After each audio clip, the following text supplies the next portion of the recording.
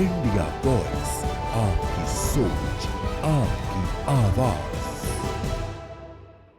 नमस्कार, खबर India voice में आप सभी का स्वागत है। मैं हूं आपके साथ प्रज्ञा मिश्रा।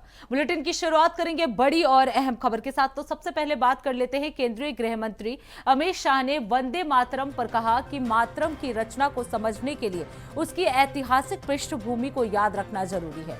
उनके अनुसार भारत ने सदियों तक इस्लामिक आक्रमणों का सामना किया, जिनसे देश की संस्कृति, आस्था और इतिहास को चोट पहुंचाने और विकृत करने की कोशिशें हुई। इसके बाद ब्रिटिश शासन के दौरान भारतीय समाज पर एक नई सभ्यता और नई सांस्कृतिक अवधारणाएं थोपने का प्रयास किया गया। ऐसे संघर्षपूर्ण दौर में बंकिम चंद्र चट्टोपाध्याय ने वंदे मातरम की रचना की, जो भारतीयों के लिए आत्मसम्मान, सांस्कृतिक चेतना और स्वतंत्रता की भावना का प्रतीक बन गया। और क्या कुछ कहा गृह मंत्री अमित शाह ने, चलिए आपको सुनाते हैं। वंदे मातरम की रचना हुई, वंदे मातरम की रचना की पृष्ठभूमि हम सब ने जरूर याद करनी चाहिए। उसकी पृष्ठभूमि में सदियों तक इस्लामिक आक्रमण को झेलकर इस देश की संस्कृति और इस देश का इतिहास झंझोड़ने का काम, शीर्ण वीर्ण करने का काम हुआ था। उसके बाद अंग्रेजों ने अपने शासन के काल में, भारत के गुलामी के काल में, एक नई सभ्यता, एक नई संस्कृति हमें थोपने का प्रयास किया था। और उस वक्त ये वंदे मातरम का रचना बंकिम बाबू ने की, और वो रचना के अंदर बहुत बारीकी से जो हमारी मूल सभ्यता थी, हमारा सांस्कृतिक राष्ट्रवाद था, देश को माता के रूप में कल्पना कर देश की माता के रूप में जो कल्पना की, इसकी आराधना करने की हमारी परंपरा थी, उसको उन्होंने पुनः प्रस्तापित किया था। और इसीलिए ये गीत देखते देखते कोई प्रचार के बगैर, उस वक्त ना सोशल मीडिया था, ना प्रचार के कोई साधन थे, उल्टा जो सरकार थी वो तो उसको रोकना चाहती थी, प्रतिबंध लगाती थी। वंदे मातरम बोलने वालों पर कोड़े बरसाए जाते थे, जेल में डाल दिए जाते थे। फिर भी वो सारे प्रतिबंधों को पार कर हर एक व्यक्ति के मन को भी छुआ, आत्मा को भी छुआ, और अनेक प्रताड़नाएं झेलते हुए भी वंदे मातरम कश्मीर से कन्याकुमारी तक फैल गया।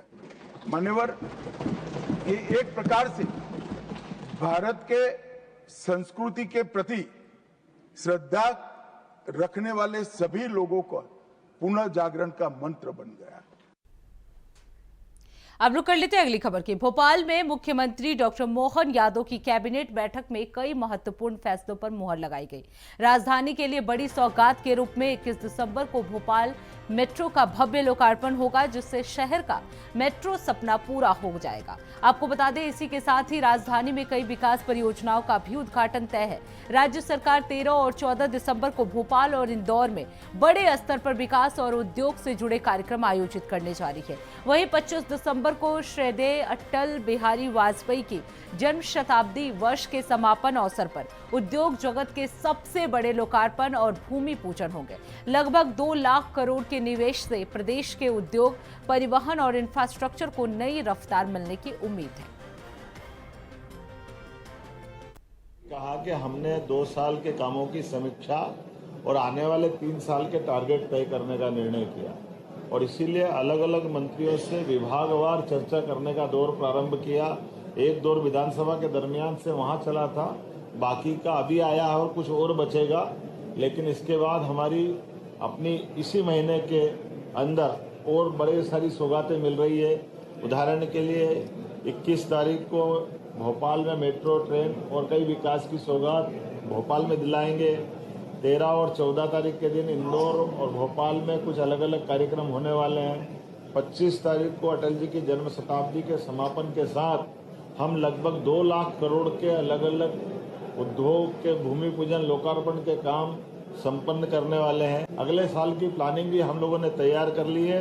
अगला साल एग्रीकल्चर से जुड़े हुए सभी प्रकार के कृषि आधारित उद्योग, कृषि से आय बढ़ाना, हार्टिकल्चर से जोड़ करके किसानों की आय कैसे बढ़े, इरिगेटेड एरिया कितना बढ़े, बिजली सोलर से और बाकी जगह से कैसे अधिक से अधिक सस्ती मिले, ऐसे कई काम लेकर अगले साल भी हम अपने शासन की योजनाओं से जन कल्याणकारी भाव को लगातार आगे बढ़ाएंगे।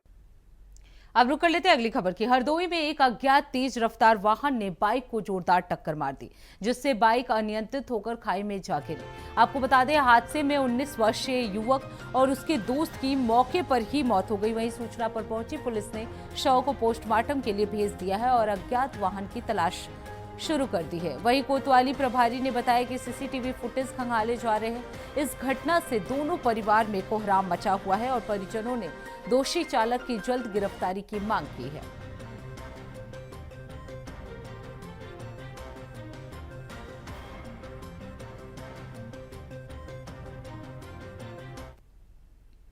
अब रुक कर लेते हैं अगली खबर की। यूपी के सीतापुर में कानून व्यवस्था को और बेहतर बनाने के उद्देश्य से डायल 112 पुलिस बेड़े में 5 नई गाड़ियों को शामिल किया गया। आपको बता दें, पुलिस लाइन मैदान में आयोजित कार्यक्रम के दौरान अपर पुलिस अधीक्षक ने विधि विधान से इन गाड़ियों का पूजन कराया और इसके बाद हरी झंडी दिखाकर रवाना किया।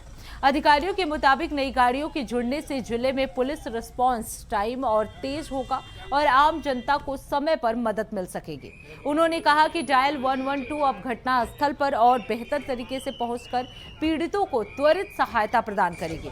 इन गाड़ियों के संचालन में आने के बाद पुलिस की सक्रियता और निगरानी क्षमता दोनों में बढ़ोतरी होगी, जिससे अपराधों पर नियंत्रण पाने में भी मदद मिलेगी। आज जनपद सीतापुर को 112 मुख्यालय द्वारा 5 वाहन कंडम के सापेक्ष प्रदान किए गए हैं, जिनकी विभिन्न सीतापुर के विभिन्न थाना क्षेत्र सदरपुर, रामपुर कला, थानगांव, तंबौर और खैराबाद में रवाना किए गए हैं। इससे हमारा रिस्पांस टाइम मेंटेन होगा। गाड़ियां नई हैं तो वहाँ पे आसपास की जितनी भी कंप्लेंट्स आएंगी उनको हम जल्दी से अटेंड कर सकते हैं और पुलिस इस पे त्वरित एक्शन की कार्रवाई कर सकती है। अब रुक कर लेते हैं अगली खबर की। भोजपुर पुलिस को बड़ी सफलता मिली है। आपको बता दें, आधार आधारित भुगतान प्रणाली यानी AEPS के जरिए आम लोगों के खाते से ठगी करने वाले गिरोह के सदस्य देवानंद कुमार को गिरफ्तार कर लिया गया है। पीड़िता अंकिता कुमारी ने साइबर थाना आरा में शिकायत की थी कि मुख्यमंत्री बालिका योजना के तहत उनके खाते में आए 50,000 रुपए को फिंगरप्रिंट आधारित लेन देन के जरिए अवैध रूप से निकाल लिया गया। पुलिस ने मनी ट्रेल और KYC जांच के आधार पर पता लगाया कि पूरी राशि इंडियन पोस्ट पेमेंट बैंक के खाते में ट्रांसफर हुई है। तकनीकी विश्लेषण और पूछताछ में देवानंद की संलिप्तता सिद्ध होने पर उसे गिरफ्तार कर लिया गया। पुलिस गिरोह के अन्य सदस्यों की तलाश में जुटी हुई है। हाँ, ये पूरे बिहार में एक AEPS फ्रॉड करके बहुत ही जोरों से चल रहा है, आधार इनेबल्ड पेमेंट सर्विस। इसमें हो यह रहा है, मुख्यतः इसकी शिकार जीविका दीदी लोग बन रही हैं। उसमें हो यह रहा है कि बहुत सारे जीविका दीदी लोगों को गवर्नमेंट स्कीम्स के तहत, सपोर्ट्स के तहत कुछ पैसे आने हैं, 10-10 हज़ार रुपये अकाउंट में आते हैं और उनका अकाउंट पहले से भी है कुछ। तो सरकार के योजनाओं का लाभ लेने के लिए उनके आधार से उनका मोबाइल नंबर लिंक होना जरूरी होता है, जिसके कारण वह अपने आधार को अपने मोबाइल नंबर से लिंक कराने के लिए अपने नज़दीकी लोकल CSP दुकानों में जाती हैं और वहां अपने आधार नंबर से अपना मोबाइल नंबर लिंक कराना चाहती हैं। उन लोकल CSP शॉप्स पर वो रजिस्टर्ड नहीं होते हैं। उनके द्वारा जो ऑथराइज्ड UIDAI का वेबसाइट है उसको नहीं खोलकर कोई एक थर्ड पार्टी फ्रॉड लिंक खोला जाता है, जो कि बहुत सारे दलाल मिडिल मैन के तहत से उस लोकल CSP शॉप वाले को प्रोवाइड किया गया है यूजर नेम पासवर्ड। वह उस लिंक पर उस महिला का जो भी जाती है अपना आधार से नंबर जुड़वाने उनका इन्फॉर्मेशन डालता है और उनका जो फिंगरप्रिंट्स है वह इस फिंगरप्रिंट स्कैनर के माध्यम से वह उसका फिंगरप्रिंट कैप्चर करता है और उस लिंक पर सारा इन्फॉर्मेशन सेंड कर देता है। अब रुक कर लेते हैं अगली खबर की। सीतापुर के लहरपुर कोतवाली क्षेत्र के नेवादा में सड़क पार कर रही एक मासूम बच्ची को तेज रफ्तार कार ने जोरदार टक्कर मार दी। टक्कर के बाद बच्ची गंभीर रूप से घायल हो गई। उसे इलाज के लिए अस्पताल में भर्ती कराया गया है। हादसे का पूरा दृश्य पास लगे सीसीटीवी कैमरे में कैद हो गया, जो सोशल मीडिया पर तेजी से वायरल हो रहा है। आपको बता दें, वीडियो में देखा जा सकता है कि बच्ची दौड़ते हुए सड़क पार कर रही थी और तभी तेज रफ्तार कार ने उसे टक्कर मार दी। स्थानीय लोग हादसे को लेकर काफी आक्रोशित हैं। वहीं पुलिस ने बताया कि वाहन सहित चालक जो है वो मौके से फरार है। पुलिस टीम वीडियो के आधार पर आरोपी वाहन और चालक की तलाश में लगी हुई है। मामले की कानूनी कार्रवाई भी की जाएगी।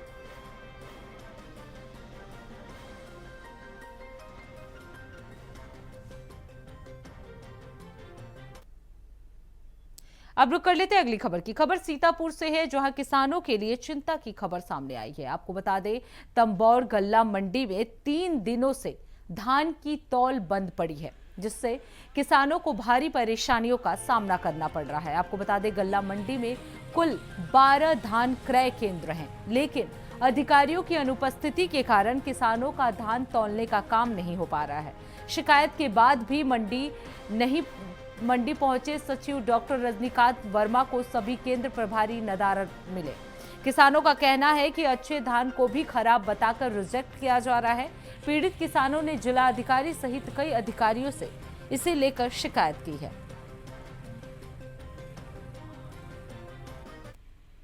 जिस तरीके से आज मंडी में आप आए हैं, कैसी स्थितियां हैं तौल की?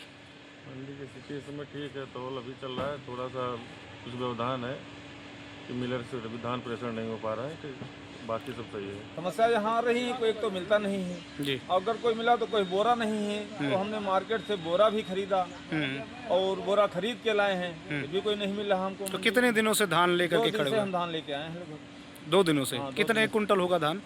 अरे मेरा मतलब लगभग 20 कुंटल का सर्टिफाइड हुआ है, लेकिन धान जो मेरे पास ज्यादा था, लेकिन जितना हुआ उतना।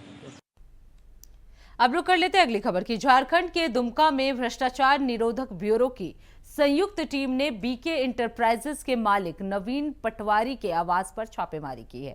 छापेमारी के दौरान सुरक्षा को देखते हुए स्थानीय पुलिस बल को भी तैनात किया गया। सूत्रों के मुताबिक नवीन पटवारी अपने भाइयों जैसे सचिन पटवारी और विक्की पटवारी के साथ कई व्यवसाय से जुड़े हुए हैं, जिनमें जमीन की खरीद फरोख्त भी शामिल है। जानकारी में ये भी सामने आ रहा है कि हजारीबाग के वन क्षेत्र की जमीन बेचने के आरोपी अमित अग्रवाल सचिन पटवारी के जीजा हैं। हालांकि एसीबी अधिकारियों ने अभी तक कोई भी आधिकारिक जानकारी नहीं दी है।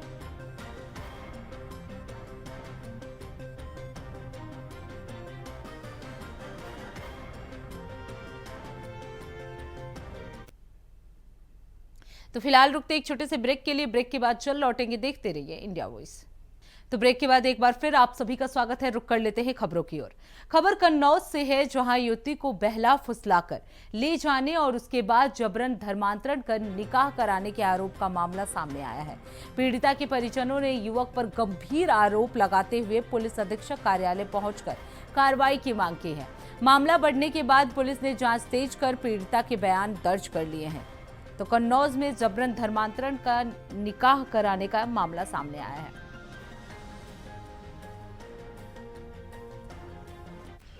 मुस्लिम जो लड़की भगा ले गया था हिंदुओं की, तो मुझे जानकारी मिली है वो धर्मांतरण की फिराक में था। लड़की का धर्मांतरण करा के मुस्लिम बनाने की फिराक में था, तो उसी को लेकर एसपी साहब से एक ज्ञापन देना है। एक हिंदू लड़की को मुसलमान लड़का मोहम्मद जीसान गला फुसला के भगा ले गया था, और अभी तक लड़की बरामद हो गई है, पर लड़का लड़की को धर्मांतरण करा के जबरदस्ती निकाह करना चाहता है। इसलिए हम अभी एसपी साहब को ज्ञापन देने आए हैं। अब रुक कर लेते हैं अगली खबर की। खबर सीतापुर से है, जहां बिना नक्शा पास कराए हो रही अवैध प्लांटिंग पर प्रशासन ने बड़ी कार्रवाई की है। आपको बता दें, इस दौरान प्रशासन ने बिना अनुमति के बन रही सड़क और प्लॉट का ध्वस्तीकरण किया है। इस दौरान मौके पर राजस्व टीम, नगरपालिका अधिकारी और पुलिस बल भी तैनात रहे। आपको बता दें, दरअसल ये बिना नक्शा स्वीकृति किए प्लांटिंग की जा रही थी, जिसके शिकायतों के बाद प्रशासन ने ये बड़ी कार्रवाई की है।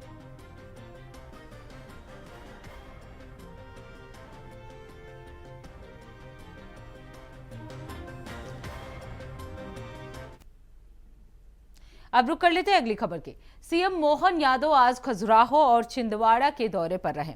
इस दौरान सीएम ने खजुराहो में महाराजा छत्रसाल और सरदार पटेल की प्रतिमाओं का अनावरण किया। उसके बाद CM Mohan Yadav convention centre Khajuraho में कैबिनेट ब्रीफिंग और बैठक में शामिल हुए।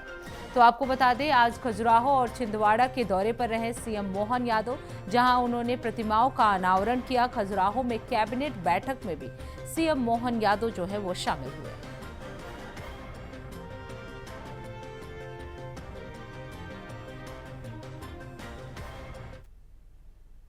अब रुक कर लेते हैं अगली खबर की। खबर जशपुर से है, जहां कुनकुरी थाना क्षेत्र से बड़ी खबर सामने आई है। आपको बता दें, धर्मगुरु को लेकर ये खबर सामने आई है, जहां धर्मगुरुओं को अश्लील गाली देने और जान से मारने की धमकी देने वाले आरोपी अनुभव लड्ढा को कुनकुरी पुलिस ने गिरफ्तार कर लिया है। आरोपी ने दिगंबर जैन महासभा के राष्ट्रीय कार्याध्यक्ष गजेंद्र जैन को फोन कर न सिर्फ गाली दी, बल्कि जैन साधु साध्वियों पर अभद्र टिप्पणी भी की। पीड़ित की शिकायत पर एसएसपी शशि मोहन सिंह के निर्देश पर कुनकुरी थाना प्रभारी निरीक्षक राकेश यादव ने मामले की जांच शुरू कर दी है। जांच में आरोपी का मोबाइल, सीडीआर और सीएएफ खंगाले जाने और उसके बाद उसकी पहचान पक्की हुई। पुलिस टीम ने उसे मध्य प्रदेश के विदिशा से गिरफ्तार कर लिया है। आरोपी ने पूछताछ में जुर्म कबूल किया और घटना में इस्तेमाल मोबाइल जब्त कर लिए गए हैं। आरोपी के खिलाफ बीएनएस की धाराओं के तहत अपराध दर्ज कर न्यायिक रिमांड पर जेल भेजा गया है।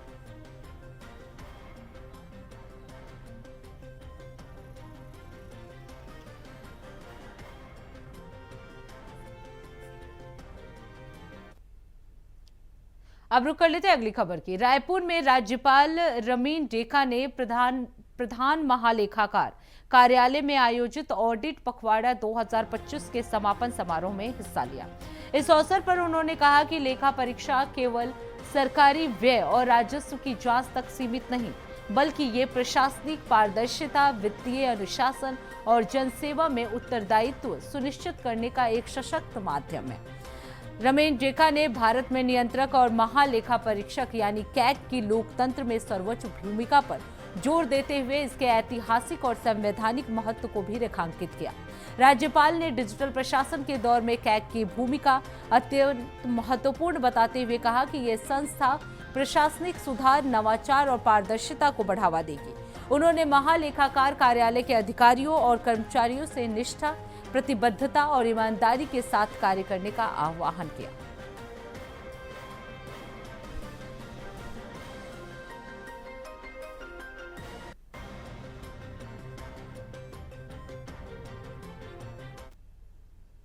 अब रुक कर लेते हैं अगली खबर की। राजनांदगांव रेंज में नक्सल उन्मूलन के प्रयासों को आज ऐतिहासिक सफलता मिली है।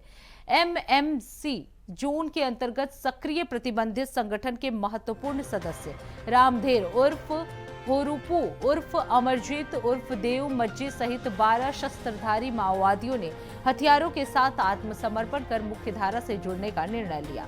आत्मसमर्पण कार्यक्रम में समाज के प्रमुख व्यक्तियों के साथ पुलिस महानिदेशक Chhattisgarh Arun Dev Gautam, ADG Naxal operation Vivekanand, IG Rajnandgaon range Abhishek Shandilya और आईटीपीपी के डीआईजी अनवर इलाही और रेंज के सभी पुलिस अधीक्षक उपस्थित रहे।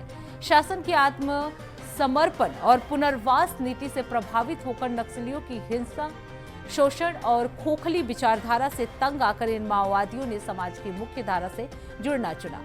आपको बता दें, राजनांदगांव रेंज पुलिस और सुरक्षा बल लगातार नक्सल विरोधी अभियान, सिविक एक्शन और सामुदायिक पुलिसिंग कार्यक्रम चला रहे हैं, जिसके माध्यम से ग्रामीणों को पुनर्वास नीति 2025 के लाभों की जानकारी दी जा रही है।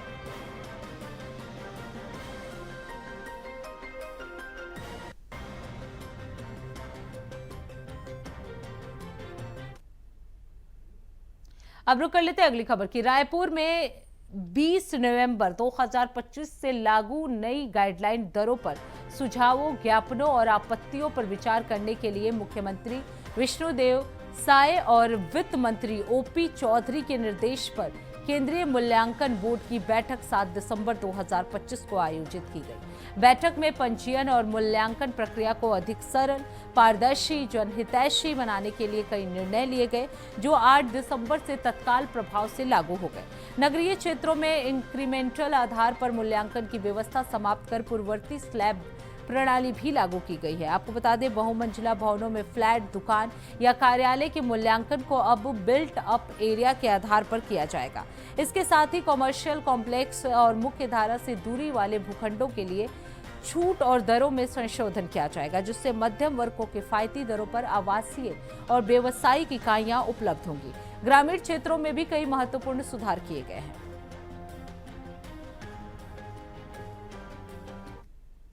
देखिए, लोकतंत्र में जनता सब कुछ होती है। सबसे बड़ी ताकत जनता के हाथ में होती है और उनके सुख सुविधा के लिए सरकार नियम कानून बनाती है और नियम कानून बनाने के पहले बहुत मेहनत किया जाता है।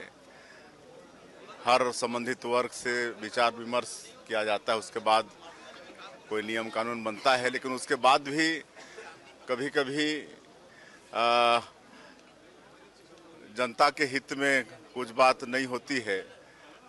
तो अच्छी सरकार तो वही है जो जनहित में कभी कभी अपना निर्णय में संशोधन भी कर दे। तो निश्चित रूप से गाइडलाइन दर को लेकर अभी कुछ बातें हैं, उसकी समीक्षा भी हो रही है। संबंधित लोगों से वार्तालाप भी कर रहे हैं और निश्चित रूप से उसमें कुछ आवश्यक होगा तो आवश्यक संशोधन भी करेंगे। तो इसी के साथ इस बुलेटिन में बस इतना ही। देश दुनिया की तमाम बड़ी खबरों के लिए देखते रहिए इंडिया वॉइस और जाते जाते एक नजर सुर्खियों पे।